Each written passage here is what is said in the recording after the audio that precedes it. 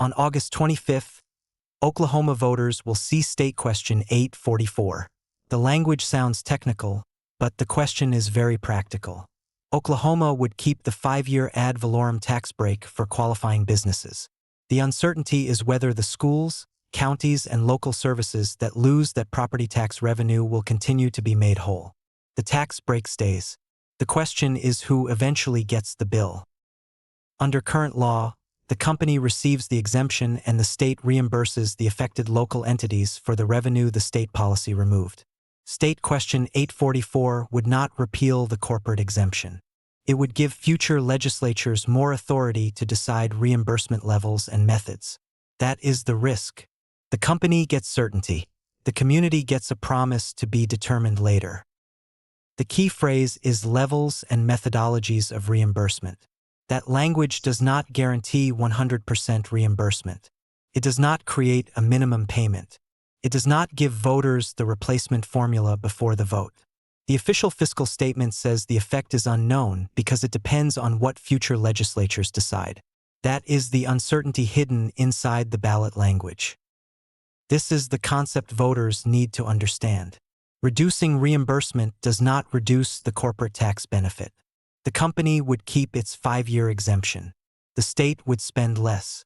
The school district, county, and local public services around the project could absorb more of the loss. The subsidy does not shrink. The bill just moves. The latest Oklahoma Tax Commission report lists about $88.6 million in total statewide reimbursement. Google LLC Myall LLC alone accounted for about $34.2 million in Mays County. That is not an argument that Mays County is doing something wrong.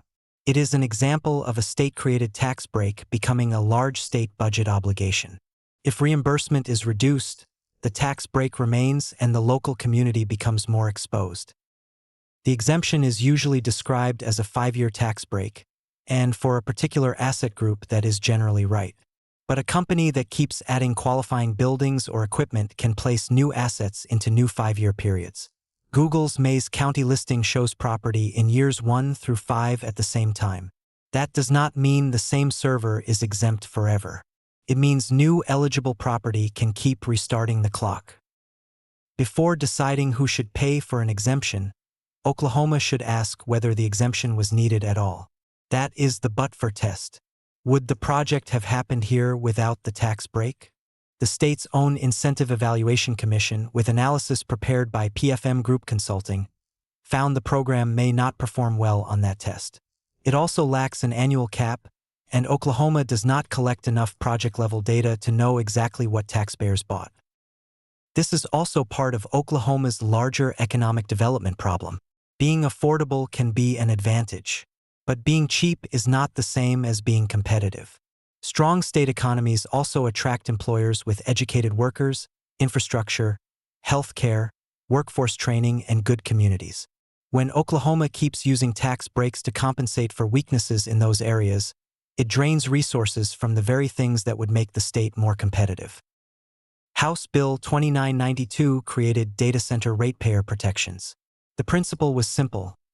Families and small businesses should not pay for major system upgrades driven by massive power users.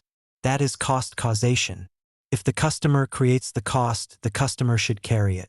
The same question belongs in the property tax debate. If a project creates costs for roads, water, schools, and emergency services, why should the tax break be protected while local reimbursement becomes uncertain? Google is the example, but not the only risk. Any community recruited to host a capital-intensive project could face this question. Large industrial facilities can require roads, water systems, emergency services, and school planning. Local leaders may be told not to worry because the state will reimburse the lost property taxes. State Question 844 makes that promise less secure.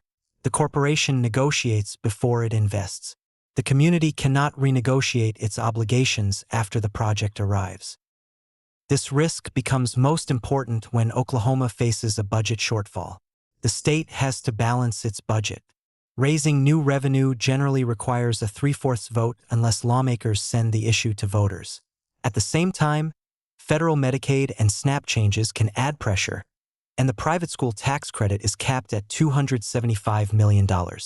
In that environment, cutting an obscure reimbursement program may be politically easier than raising revenue or cutting visible services. A no vote on State Question 844 does not repeal the 5-year ad valorem exemption. It preserves the current state reimbursement responsibility. That gives lawmakers time to ask the right questions. Did the incentive actually cause the investment? How many permanent jobs were created? What other subsidies were stacked with it? And will the local community be fully protected? Oklahoma should review the tax break before it moves the bill. State Question 844 gives companies certainty and local communities risk. Until lawmakers disclose the replacement formula, guarantee full protection for local services, and prove the incentive is necessary, Oklahoma voters should say no. Review the tax break before shifting its cost to schools, counties, and the communities asked to host these projects. Vote no on State Question 844.